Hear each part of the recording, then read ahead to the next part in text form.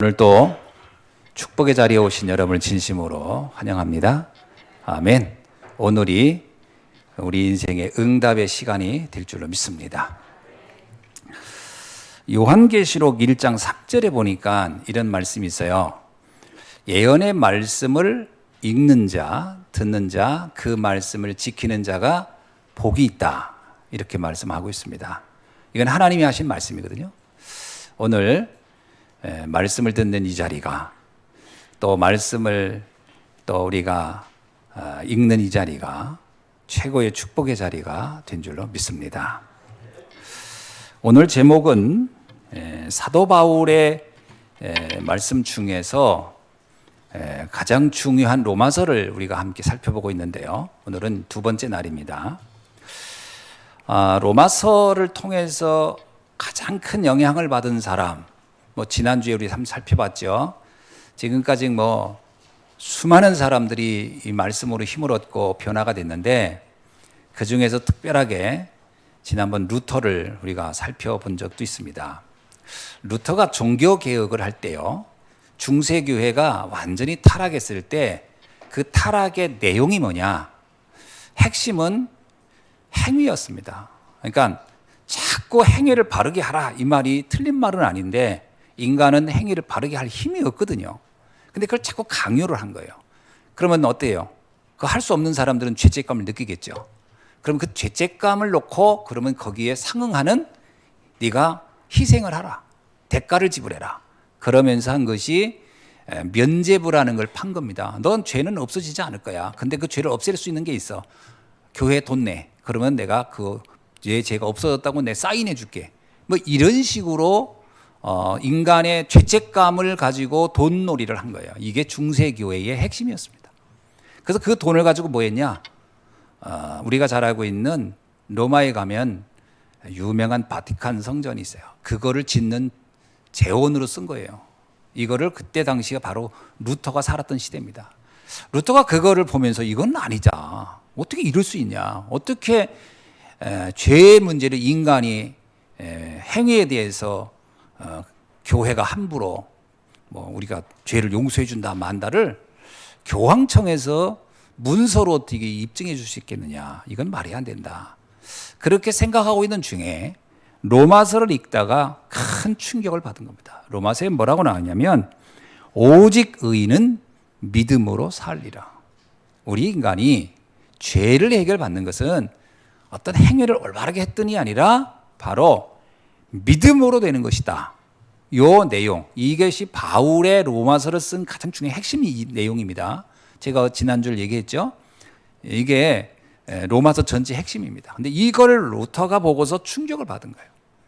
바로 이게 내용, 이게 핵심이었구나. 그것이 종교개혁을 시작하게 된 가장 중요한 언약의 내용이 된 겁니다. 자, 그러면 인간은 왜 행위를 통해서는 의로워질 수가 없을까요? 이런 질문을 하게 되지 않습니까? 우리가 노력하고 절제하고 희생하고 그러면 될 것 같은데 그게 왜 안 될까 하는 겁니다. 여러분, 우리가 이 사람은 이 사람보다 착해, 그럴 수는 있습니다. 그러나 그 착하다는 사람이 그 행위로 완전해 라고는 할 수 없어요. 인간은 완전할 수 있는 존재는 아니거든요. 그죠? 조금 전까지는 착한 말 했다, 그 다음에 우린 또 나쁜 생각할 수도 있고 나쁜 말 할 수도 있고. 그러니까 인간의 마음은 언제나 변합니다. 언제나 똑같지가 않아요. 그 왜 그럴까? 왜 인간은 완전한 행위를 가질 수 없을까라는 겁니다. 그 원인을 성경이 우리에게 말해주는 겁니다. 이게 성경에서 이걸 말해주지 않으면요, 사람들은 결국은 계속 자기가 노력을 덜해서 한 줄 알고 거기에 자꾸 시달리게 돼 있는 거예요. 근데 성경은 그 원인을 말해줬어요. 뭐라고 나오냐면, 창세기 3장에서 우리가 아무리 의로워지려고 해도 할 수 없는 이유는 인간은 하나님을 떠나면서부터 그렇게 의로워질 수 없는 존재가 되었다라는 겁니다. 인간의 영적 상태가 죽어버렸다. 인간은 원래요, 육체가 있고 정신 또는 마음이 있고 그것만 있는 게 아닙니다. 영혼도 있는 거거든요. 근데 육체는 의식주로 사는 겁니다. 먹고 입고 자고 하는 우리 몸이 살아요. 그런데 정신은 뭘까요? 이건 지정이에요. 지적인 걸 알고 싶은 걸 알아야 되고 정서적으로 안정돼야 되고요. 뭔가 자기가 하고 싶은 걸 할 수 있어야 돼요. 그래서 옛말에 그러잖아요. 자유가 아니면 죽음을 달라. 이건 무슨 말이냐면 의지적인 어떤 부분을 하고 싶은데 이걸 못하게 막 막아버리면 인간은 못 견디는 거거든요. 그래서 먹여주면서 계속 집에다가 동물처럼 묶어놔 보세요. 인간 못 견딥니다. 미치지. 그래서 인간은 좀 자유롭게 다녀야 되는 부분이거든요. 그게 인간에겐 정신적인 영적 세계가 정신 세계가 있기 때문에 그럼 거기에 그것만 있는 게 아니고 바로 영적 세계가 있다는 거예요. 영적 세계를 뭐라고 얘기하냐면 창세기 1장 27절에는 하나님의 형상대로 인간은 창조됐다.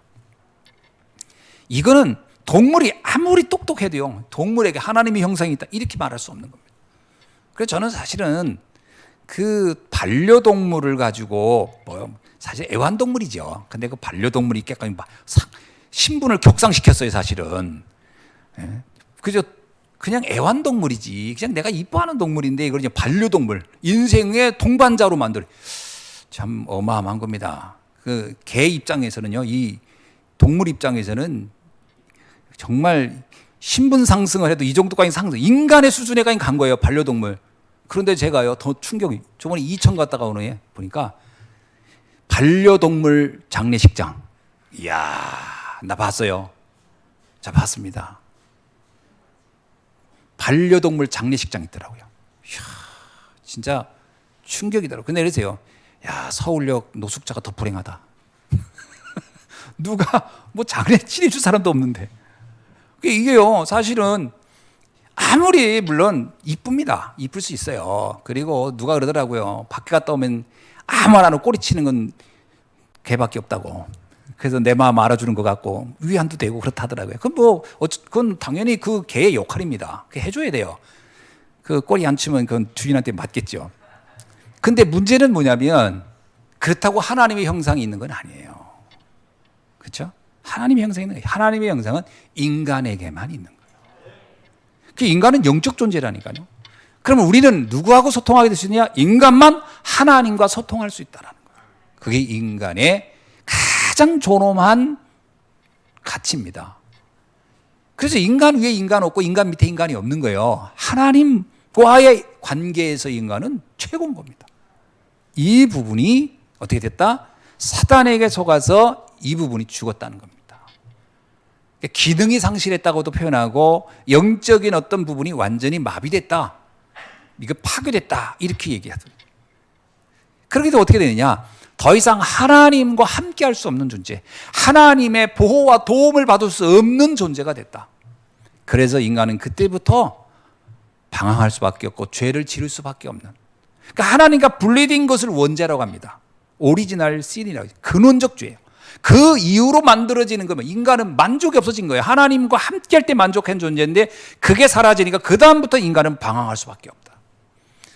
결핍 상태에서 빠져 있을 수밖에 없으니까 그 다음부터 인간은요, 늘 뭔가 불안하고 초조하고 그런 겁니다. 그것이 우리로 하여금 끊임없이 죄를 지을 수밖에 없는 배경이 되는 것이다. 그래서 하나님을 떠난 인간은 누구도 의인이 될 수 없는 근본적 원인이 있다라고 성경은 말하고 있는 거거든요. 이것이 인간 문제에서 가장 치명적이고 심각한 문제입니다. 근데 이거를 이렇게 보는 사람이 거의 없어요. 대부분이 뭐라고 하냐면 너 행동이 문제야라고 봅니다. 아닙니다. 그 행동을 그렇게 할 수밖에 없는 근원이 있다니까요. 그 원인이 있다니까요. 나무가 과실이 썩으면 아유 저 썩었네 하지 마. 썩을 수밖에 없는 원인이 있어요. 그걸 알아내야 끝나는 겁니다. 그래서 바울이 이거를 아는 거예요. 인간의 문제는 오래전 창세전 문제고 하나님과 분리된 문제부터 온 거구나. 그래서 로마서 3장 10절로 18절에는 그 상태를 이렇게 표현합니다. 의인은 없나니 하나도 없다. 참 설명이 기가 막혀요. 구구절절 설명하지 않습니다. 의인이 없나니 하나도 없다. 그러면서 로마서 3장 4절에서 뭐라고 하죠? 사람은 다 거짓되다. 그렇습니다. 그러니까 우리가요, 나는 의로워. 이게 착각인 거예요. 인간은 다 하자품이에요. 모든 인간은 하자품이라니까요. 하나님을 떠난 인간은 다 문제 있을 수밖에 없어요. 자, 그걸 보면 이제 옆에 분들을 또는 주변 분들을 가족분 중에 하자품들이 많죠. 본인도 하자품이고. 그럼 그거 가지고 시험 들 필요가 있어요, 없어요? 없는 겁니다. 애당초 그런 상태라고 하는 것을 인정하면 크게 서운할 게 없어요. 우린 늘 부족할 수밖에 없구나. 근데 그걸 완벽을 기다리면 어떻게 돼요? 완벽해봐. 그게 못 견디는 겁니다. 그 완벽한 인간은 없어요. 제가 결혼할 때 완벽한 여자를 원했어요. 일단 매일 나한테 애교 떨고 아침마다 따뜻한 밥 해주고 언제나 나를 위로하고 언제나 내 옆에 있어주고. 그게 영화에서만 있는 거예요. 조작된 인간. 실제로 보니까 일단 여러 가지가 아닌 거예요. 그래서 굉장히 그때 실망했거든요. 근데 그때 착각한 거예요. 왜? 이미 상대도 나한테 엄청 실망하고 있을 때인데 그걸 몰랐어. 나도 그런 인간이 아닌데. 우리가 착각했던 거야. 다 부족한 것을 인정하는 거예요. 그래서 우리는 누가 필요하다? 하나님의 은혜가 필요한 거예요. 그 은혜로 살아가는 거예요, 사실은. 그러면 모든 사람이 다 괜찮은 거예요. 그래, 우리는 서로 부족한 사람들이야. 부족한 사람이 하나님의 은혜로 살아가는 겁니다. 그러니까 완벽한 걸 기대하는 것 자체가 착각이에요. 그게 사단의 완벽한 속임수입니다. 사단이 뭐라 했어요? 하나님을 떠난 인간에게 준 첫 번째 그 속임수가 이거예요. 네가 하나님처럼 완벽할 수 있어라는 말을 줬어요. 이게 얼마나 무시무시한 말입니까? 아니, 어떻게 인간이 하나님같이 될 수 있어요? 그렇게 될 수 있는 건 지구상에 한 명도 없습니다. 그런데 사단이 그렇게 사람들에게 생각을 넣어줘버렸어요. 그래서 우리는요, 관계를 할 때 자꾸 그 생각을 하는 거예요. 이 사람은 완벽한 사람이길 원하고 저 사람은 완벽한. 없습니다, 지구상에. 그런 사람은 아무도 없거든요. 이게 우리에게 가장 큰 문제. 그러다 보니까 어떤 문제가 옵니까? 로마서 3장 10절부터 18절을 읽어보니까요, 왜 인간의 문제가 어떤 문제인지를 이렇게 얘기합니다. 다 무익한 일만 하고 있고 선을 행할 자도 없고 그의 목은 무덤이고, 다시 말하면 우리 말하는 게 사람들 다 죽이는 말만 하고, 우리의 혀는 늘 사실은 속이고 있고 그의 입술에는 독이 있고. 사람들은 은근히 우리 말에, 저도 옛날에 참 내 말에 독이 참 많았다 생각 드는 거예요. 사람 은근히 죽여요, 말하면서 슬슬. 뭐라고 하면 그 입에는 저주와 악독이 가득하다. 그리고 그의 발은 피 흘리는데 빠르다. 누군가에게 희생을 하고 피해를 주는데 우리는 굉장히 동작이 빠르다. 파멸과 고생이 그의 길에 있다. 그러면서 17절에 이렇게 나옵니다. 평강의 길을 알지 못하고 있다. 참, 이게요, 이게 어떤 특정한 사람만 얘기한 게 아니고요, 우리 모두 인생이 다 이렇다는 거예요. 그러면서 뭐라고 해요? 18절에 그들의 눈앞에 하나님을 두려움이 없느니라. 이게 가장 큰 문제였던 거예요. 하나님과 함께하지 않음으로 생긴 문제들이 이런 거야 라고 설명한 거예요. 성경은 이렇게 얘기합니다. 하나님을 떠난 이후에 인간의 삶은 자기의 자유롭게 되어진 게 아니고, 요한복음 8장 44절에 보니까 사단에게 잡히게 된다. 잡혀있는 삶이 됐다는 거예요. 그래서 사실은요, 내 의지대로 할 수 있는 게 거의 없습니다, 사실은. 여러분 생각해 보세요. 어떤 사람이 담배가 몸에 안 좋다고 알아요. 이거 피면 안 돼. 그 의외로 의지대로 못 끊습니다. 그거 잘 안 끊어져요. 그러니까 그런 기호식품 하나도 잘 못 끊는다니까요. 그게 인간이 가지고 있는 한계입니다.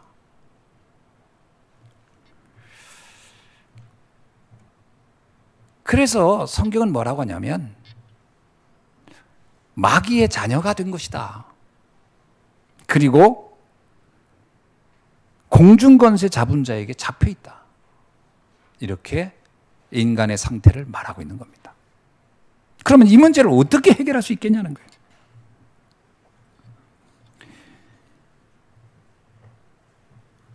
로마서 3장 23절에 24절에 이렇게 우리에게 답을 주고 있습니다.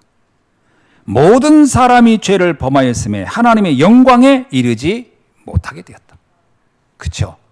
하나님 떠난 인간이 하나님을 찾아갈 수가 없어요. 왜? 하나님을 찾을 수 있는 영적 그 상태가 없어져 버리니까 하나님에 대해서 알 수가 없게 된 거예요. 그래서 인간은 태어나면요, 그냥 자연 상태로요, 의식주에 가는 거는 안 가르쳐도 알아요. 그죠? 아이들 보세요. 돈 욕심 이런 거 안 가르쳐도 압니다. 이게 육신적인 건요, 안 가르쳐도 금방 알아요. 또 이 정서적인 거, 정신적인 것도요, 압니다. 누가 나를 이뻐하는지 안 이뻐하는지. 그 애기 키울 때 보면 한번 여러분 이놈 하고 이렇게 해보세요. 그래서 막 얼굴을 무섭게 해보세요. 걔 웁니다. 자기를 미워하는 줄 알고. 그게 뭐냐면 이게요, 인간은 정신적인 이걸 다 감지할 수 있는 능력이 있어요. 선천적으로. 그거는 죽지 않았기 때문에. 근데 딱 하나가 안 돼요. 뭐죠? 하나님만 알 수가 없어요. 그래서 옆에서 하나님 얘기를 한두 번 얘기한다고 알아듣는 게 아닙니다. 영적인 세계는요, 완전히 죽어 있다.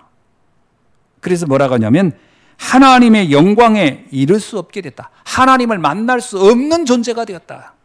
그러면 어떻게 합니까? 방법이 우리 쪽에는 없는 거예요. 내가 하나님을 만날 수 있는 방법은 우리 쪽에는 아예 존재하지 않는 거예요. 그래서 하나님이 우리를 만나러 오신 겁니다. 이것이 복음이에요. 그래서 뭐라고 얘기하면 그리스도 예수 안에 있는 속량으로 말미암아 하나님의 은혜로 값없이 의롭다 하심을 얻는 자가 되었느니라. 하나님이 내게 오셨다는 거예요. 그 방법밖에 없는 거예요. 내가 하나님께 갈 수 없으니까 하나님이 내게 오신 거예요. 그래야 내 인생의 근본 문제가 끝나는 거다. 여러분, 진짜 그리스도가 믿어지면요, 조용히 내 안에 있었던 그 많은 갈등과 고통과 문제들이 조용히 사라지기 시작합니다. 이게 놀라운 거예요. 그래서 좀 기다려 보시면 됩니다. 목사님, 전 신앙생활 한 지가 꽤 되는데 왜 안 돼? 아닙니다. 기다려 보셔야 돼요. 그 너무 급한 거예요. 조용히 내 인생을 하나님은 회복시켜 가고 있고 치유시켜 가고 있고 완성해 가고 있는 줄로 믿습니다. 그 비밀이 하나님이 처음부터 우리에게 답을 줬어요. 창세기 3장 15절에서요. 여자의 후손이 와서 뱀의 머리를 짓밟을 것이다. 굉장한 얘기입니다. 뭐죠? 뱀의 머리란 거 상징을 하고 있는 거예요. 그건 사단을 말하고 있고, 사단의 머리는 뭡니까? 모든 것을 계획 짜는 거예요. 사단의 모든 계획들, 사단의 모든 전략들을 부셔버리겠다. 사단의 최고 전략이 뭐예요?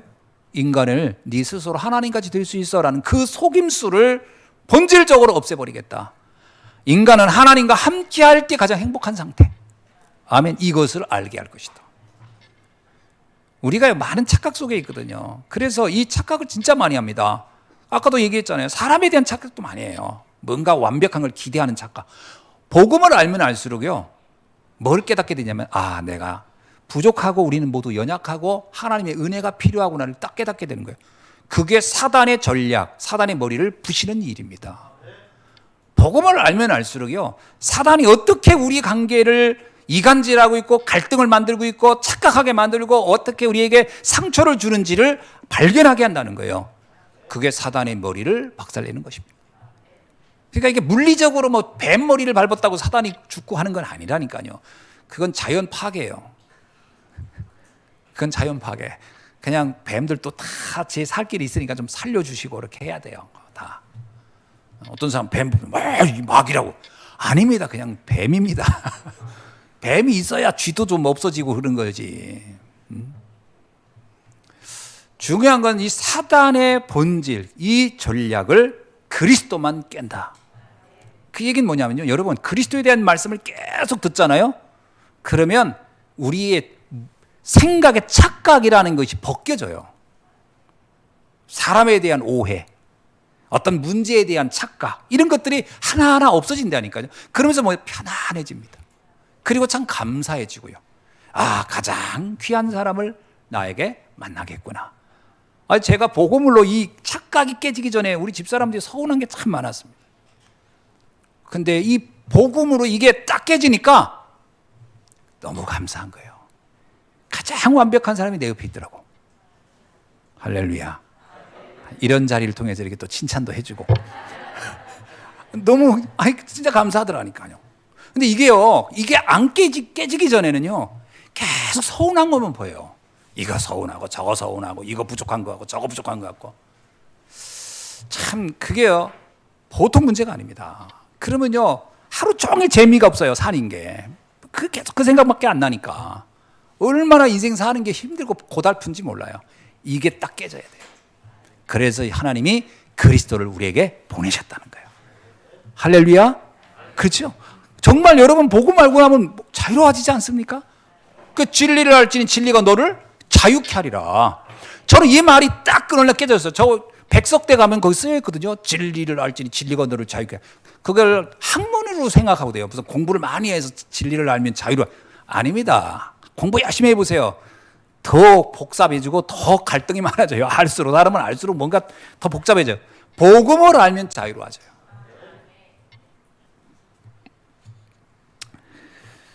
이 비밀을 바울이 아는 겁니다. 근데 이걸 알기 전에는 바울은 어땠습니까?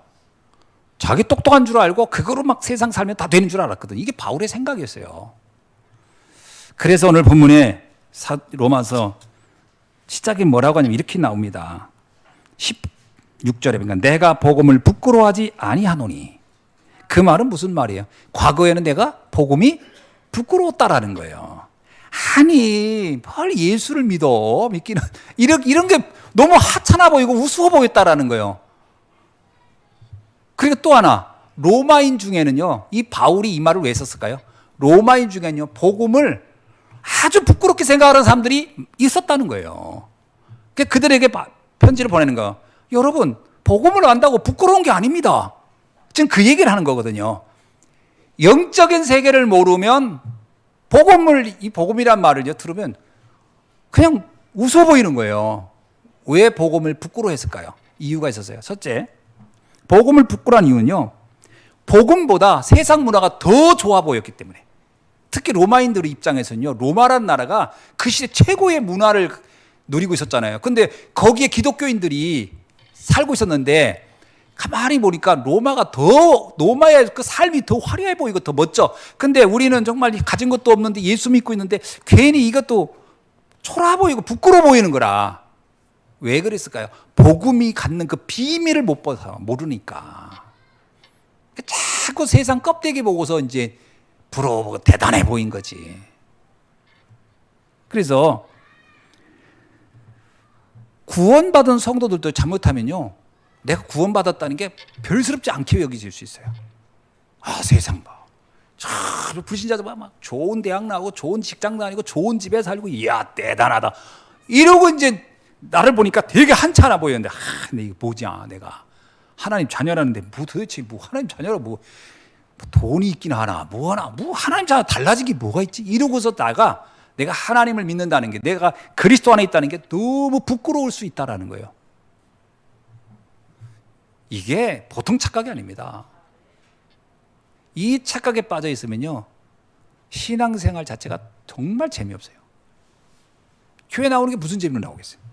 부끄러운데 나와서 더 부끄러운 사람 같이 보는 거야. 아이고 저 사람도 부끄럽겠지, 이 사람도 부끄럽겠지, 아이고 나도 부끄러워.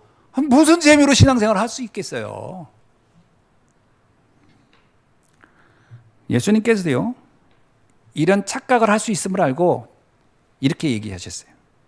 마가복음 8장 38절에서 누구든지 음란하고 죄 많은 세대에 나와 내 말을 부끄러워하면 인자도 아버지의 영광으로 거룩한 천사들과 함께 올 때에 그 사람을 부끄러워하리라. 나와 내 말을 부끄러워하지 마. 왜 예수님을 부끄러워했냐면요. 그때 당시 예수님이 십자가에 매달려 사형 선고 받아서 죽었잖아요. 그것도 강도들하고 같이 죽었어. 그러니까 사람들은 도매금으로 저 사람도 저 강도 수준이네. 그러고 여겼단 말이에요. 그리고 그때 법으로는 최악의 그 사형법이 십자가형인데 거기에 예수님이 죽었으니 너 누구 믿냐? 그러면 예수니요. 그러면 아이고 그 십자가에 그 매달려 죽은 그 죄수? 그러니까요. 성도들이요. 괜히 부끄러운 거야. 그 예수님이 십자가에서 우리의 모든 저주와 재앙을 대속해 줬다는 사실은 와닿지 않고 그 껍데기만 보니까 부끄러웠다는 거예요. 어느 날 잘못하면 영적 세계를 모르면요. 신앙생활이 부끄럽습니다. 불신자 앞에 가서 내가 신앙생활 하는 거 말도 못하고. 저 옛날에요. 중학교, 고등학교 다닐 때 제가 고등학교 때 고등부 회장이었어요. 저도 회장을 해봤습니다. 고등부 회장. 근데 그때는 성경책에 늘 여기가 빨갛게 칠해놨었어요. 여기가 예수님의 보혈을 상징한다고 여기 다 빨갛게. 그 성경책도 이렇게 얇은 게 없었어요. 다 이렇게 두꺼워. 그 내가 고등부 회장이니까 뭐 사회도 봐야 되고 뭐 하니까 늘 성경책이 필요해요. 성경책을 들고 다니니까 왜 이렇게 부끄러운지. 시뻘건 걸 들고 가려니까. 좀 작은 거 없나? 작은 게 없고요. 작은 건 신약 성경만 따로 모아놓은 게 있어요. 작은 거. 뭐 어느 단체에서 나온 거. 그것도 좀 많은 게 하나 있었어요. 그거. 군인들한테 주는 거. 그거를요. 부끄러워가지고 내 호주머니 안에다가 넣고서 이러고 너 어디 가냐면 저기. 지금 난 교회 가는데 내 교회 간다면 말도 못해서 얼마나 부끄러웠던지. 친구들이 야 주일인데 어디 영화 보러 가자면 안 돼. 나 어디 가야 돼.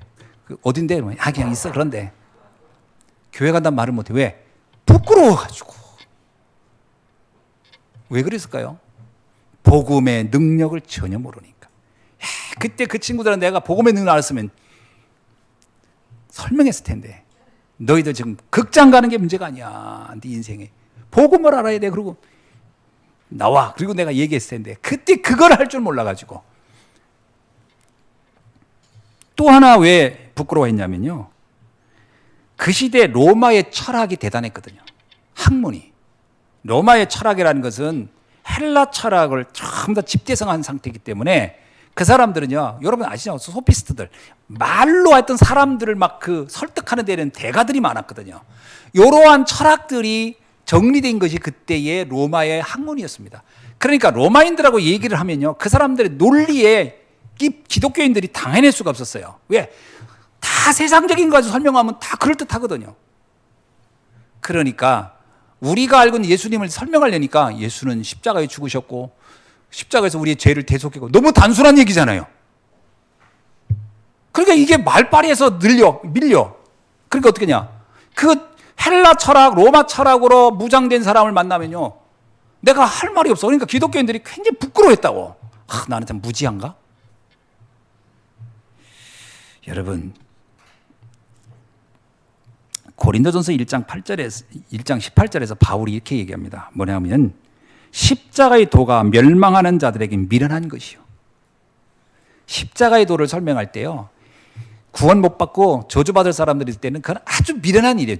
아이고, 야, 믿을 게 없어서 사형 선고받아 죽은 사람이 십자가의 그 죽음이 우리의 죄를 대속했다고 믿냐? 이렇게 조롱했다는 거예요. 그러니까 이 십자가의 도가 뭔지를 모르는 사람은 예수님의 십자가를 조롱한 거예요. 그러나 구원을 받는 우리에게는 하나님의 능력이 됨이니라. 아멘. 어마어마한 거예요. 이거는요, 이사야 선지자가 이미 일찍이 예수님께서 십자가의 죽으심으로 우리의 모든 저주를 담당하신다고 예언했던 말씀이에요. 그럼에도 불구하고 이 논리적으로 따져오는 헬라인들 앞에서는, 이 철학자들 앞에는, 지식인들 앞에서는 부끄러워했다니까요.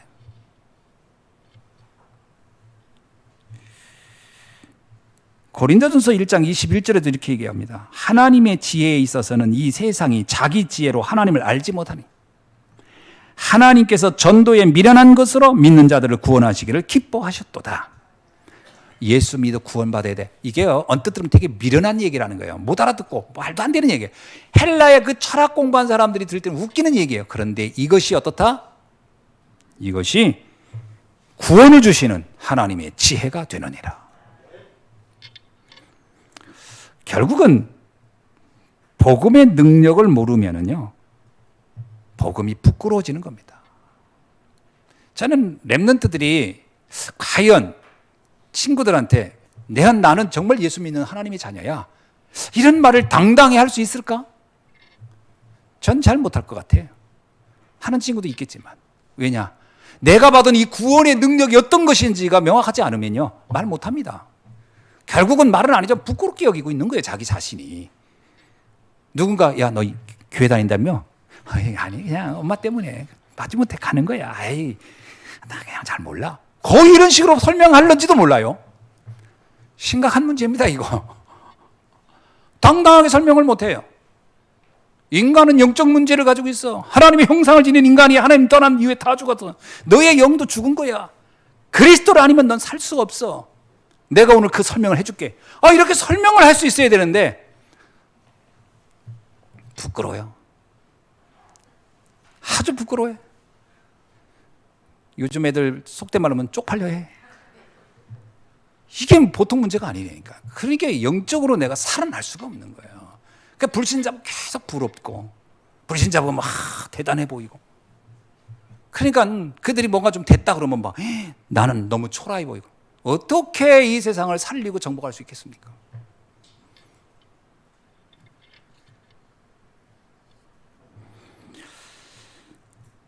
바울은 뭐라고 했냐면 나는 복음을 부끄러워하지 않는다. 나는 어떻다고요? 복음을 나는 자랑한다. 복음을 자랑하는 이유가 뭘까요? 복음만이 인간을 구원할 수 있는 유일한 답이기 때문입니다. 인간의 근본 문제 있죠. 창세기 3장 문제, 죄와 사단과 지옥의 저주에서 빠져나올 수 있는, 그를 해결할 수 있는, 해방시킬 수 있는 유일한 답이 복음이라는 거예요. 많은 사람들이 구원을 얘기하면 이럽니다. 착하게 살아야 구원받을 거라고 생각하는데, 아까도 얘기했지만 인간은 구원받을 만큼 착하게 살 수 있는 인간은 아무도 없어요. 완벽하게 죄를 안 져야 될 텐데 그런 인간은 존재하지 않잖아요. 그러면 그 행위를 가지고는 구원에 이를 수가 없는 겁니다. 하나님의 은혜로만 그래서 구원받을 수 있는 거예요. 그것이 바로 복음입니다. 또 이 복음은요, 차별이 없는 거예요. 여러분, 우리가 알고 있지만 이 바울이라는 사람이 어떤 사람입니까? 바울은요, 완벽한 행위를 얘기했지만 자기 자신은 끊임없이 죄를 졌어요. 그래서 자기 자신이 이런 얘기해요. 나의 생각으로는 선을 행하고 싶지만 또 다른 내 속에 다른 나는 죄를 행하고 있는 나를 본다. 오라 나는 곤고한 자로다. 자기 자신의 두 인격체가 계속 싸우고 있던 자신을 보면서 자신은 살아날 가망성이 없는, 구원받을 가망성이 없는 존재라고 인정했던 사람이 바울이었어요. 그런데 그런 자기가 다메섹에서 하나님의 전적인 은혜로 구원받은 거예요. 아무런 조건을 내게 걸지 않고 하나님의 은혜로 내 구원받은. 그러니까 바울이 뭐라고 생각하냐면, 이야, 이 복음은 어마어마한 거구나. 하나님은 우리의 어떤 행위를 묻지 않으시는구나. 하나님은 차별을 없구나. 인간은 차별하거든요. 인종 차별하지요. 그 사람의 수준 차별하지요. 여러 가지 차별합니다. 배운 것 차별하지요. 잘났냐 못났냐 얼마나 많이 차별합니까? 그러니까 유대인이 그랬거든요. 할례 못 받았어? 그러면 넌 구원 못 받아. 유대인이 아니야? 넌 구원 못 받아. 너 율법 몰라? 그럼 넌 구원 못 받아. 온갖 차별 속에서 살았던 거예요. 또 차별을 자기는 하고. 그런데 그게 얼마나 부질없는지를 알았어요. 복음은 의인이든 악인이든 유대인이든 비율법자, 비유대인이든 종이든 자유인이든 아무 상관없이 구원하시는 하나님의 그 크신 은혜를 알게 된 거예요. 그래서 성경이 뭐라고 얘기하냐면 고린도전서 12장 13절에 보니까 우리가 유대인이나 헬라인이나 종이나 자유인이나 다 한 성령으로 세례를 받아 한 몸이 되었느니라. 아멘. 로마서 3장 30절에도요. 할례자도 믿음으로 말미암아 또한 무할례자도 믿음으로 말미암아 의롭다 하심을 얻었느니라.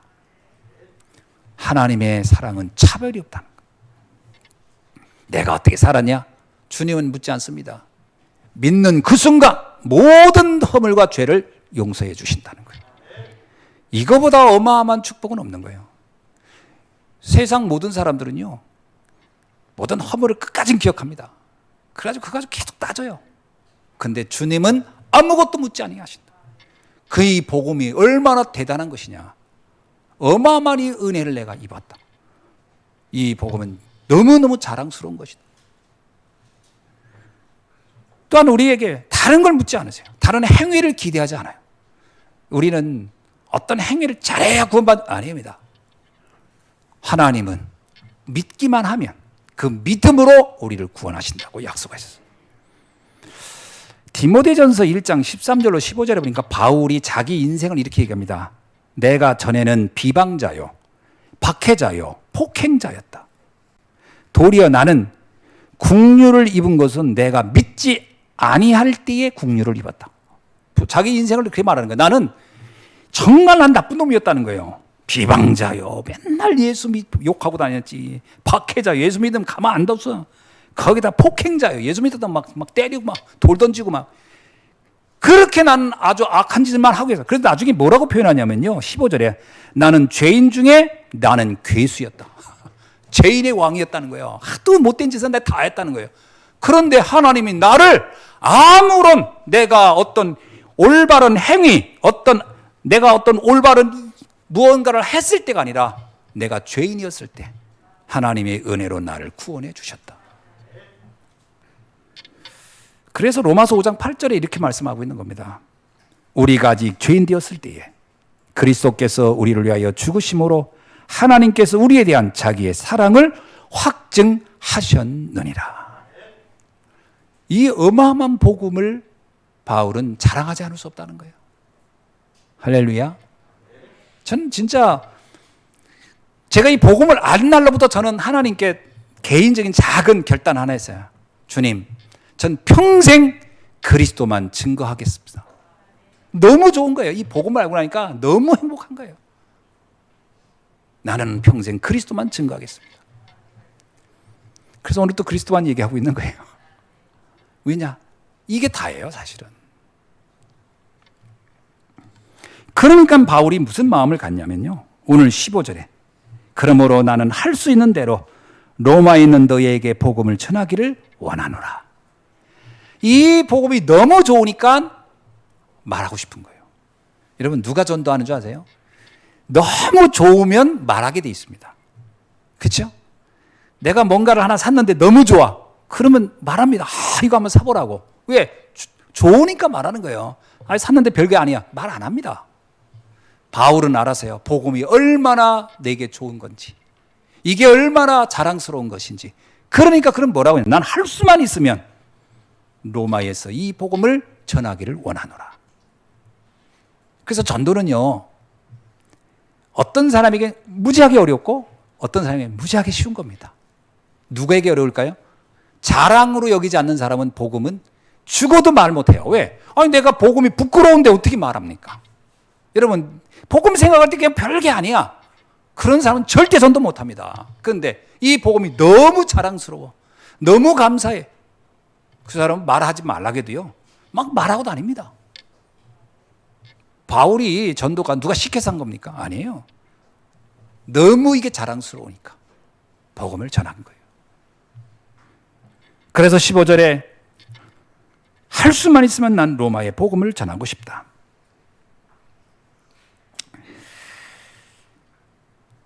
바울은 세상에 복음보다 더 귀한 건 없다고 자신이 고백합니다. 그죠? 내가 복음을 알기 전에는 세상의 것이, 빌립보서 3장 그러죠. 세상의 것이 정말 좋은 거라고 생각했는데 복음을 알고 나니까 비교할 수 없을 만큼 가치가 없어 보인다. 나는 언제나 이 복음을 말하기를 쉬지 않겠다. 또 하나는 바울은 알았어요. 왜 특히 로마의 복음을 전하기를 원했을까? 로마가 그 시대 최고의 강대국이고 모든 사람들은 로마의 그 문화와 이거를 동경하고 있는데, 로마가 변화된다면 전 세계가 변화되겠구나. 로마 복음화가 세계 복음화의 문이라는 것을 바울은 알고 있었어요.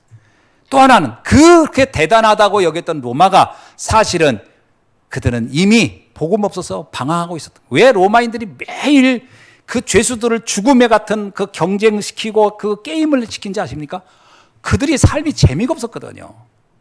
그래서 늘 노예 검투사들 갖다 죽이는 일하고 사자 밥으로 던지고 한 일을 왜냐? 그 포로들 그렇게 많이 죽인 이유는 사실은 그들의 깊은 만족이 없는 거예요. 로마인들이 그렇게 해도. 바울은 알았습니다. 그들이 지금 방황하고 있다는 걸. 그들에게 이 복음으로 답을 줘야 된다는 거예요. 그래서 바울은 사도행전 19장 21절에서요. 로마도 보아야 하리라. 사도행전 23장 11절에요. 하나님께서 이렇게 얘기합니다. 로마에서도 너는 증언하여야 하리라. 그 복음, 네가 자랑하고 싶은 그 복음 반드시 로마에서 말하게 내가 도와주리라. 사도행전 27장 24절. 바울아 두려워 말라. 너는 가이사 앞에 로마의 황제 앞에서도 서서 말하게 될 것이다. 이게 무슨 얘기야? 로마의 황제도 모든 걸 가진 것 같으나 그 사람 역시 영적 문제로 시달리고 있다. 네가 가서 그를 살려라. 이 말인 거예요. 사랑하는 성도 여러분, 여러분들이 바로 복음을 정말 제대로 이해했다면 여러분이 가는 현장마다 죽어가는 모든 현장을 사람을 살리는 주역이 될 수 있는 줄로 믿습니다. 그래서 이 복음만이 나를 살리고 교회를 살리고 현장과 세계를 살리는 힘과 능력이 있는 줄로 믿습니다. 그래서 우리가 복음을 아는데 더 깊이 집중할 필요가 있어요. 왜 성경은 저렇게 그리스도만 말할까? 한번 생각해 봐야 돼요. 왜 오직 그리스도라고 할까? 거기에 도대체 뭐가 있길래? 알 때까지는 집중해야 돼요. 그게 최고의 축복입니다. 왜냐하면 이거 모른다면 우리의 인생은 열심히 살고도 나중에 후회할 겁니다. 이걸 알아야 되는 거예요. 이것은 선택이 아닙니다. 이건 필수예요. 인간이 영적 존재라면 영적 세계를 살려내고 그 안에서 누리는 평화와 기쁨과 감사를 누려야 할 것은 필수인 겁니다. 그걸 모른다면 다른 거 다 가지고 있어도 그는 불행한 사람입니다. 오늘 이 축복이 여러분에게 있어지기를 주의 이름으로 축원합니다. 그래서 말씀을 결론적으로 정리합니다. 우리는요, 하나님이 우리를 이 시대에 복음을 알도록 남은 자로 불렀다는 거예요. 골로새서 1장 26절에 이렇게 말합니다. 바울은 만세 만대로부터 감추었다가 지금 그의 성도들에게 이 복음을 나타냈도다. 오늘 여기 계신 여러분은 만대 만세로부터 숨겨졌던 그 복음을 발견하고 알게 된 축복의 현장이 있는 줄로 믿습니다. 로마서 16장 25절 26절에 뭐라고 합니까? 영세전에 감추었다가 이제 나타나신 바 된 그것, 이것을 여러분이 받은 거예요. 그래서 여러분은 이 땅에서 가장 존귀한 자가 된 겁니다. 가장 가치 있는 걸 알았으니까요. 그래서 그들을 남은 자라는 거예요. 남은 자 뭐예요? 남들은 거의 몰라요. 숨겨진 비밀이라. 이걸로 알았잖아요. 두 번째는 우리는 나그네입니다. 이 세상의 것 물론 필요하죠. 그러나 세상을 무서워할 필요도 없고 부러워할 필요도 없고 그렇다고 또 세상을 너무 우습게 볼 필요도 없어요. 우리는 세상에 속해 있으나 세상의 메인자가 아닙니다. 세상을 살릴 자들이에요. 이게 바로 나그네 인생입니다. 여러분, 나는 세상에 다야. 그건 나그네가 아니에요. 인생 여기서 그냥 머물러 그냥 살다 가겠다는 거죠. 우리는 사명 가지고 잠시 왔다 가는 거예요. 나그네 인생을 살다 가고. 근데 무슨 일을 하냐? 살리는 일을 하다 가는 거예요. 이게 주님이 우리에게 주신 미션입니다. 세 번째는요, 정복자입니다.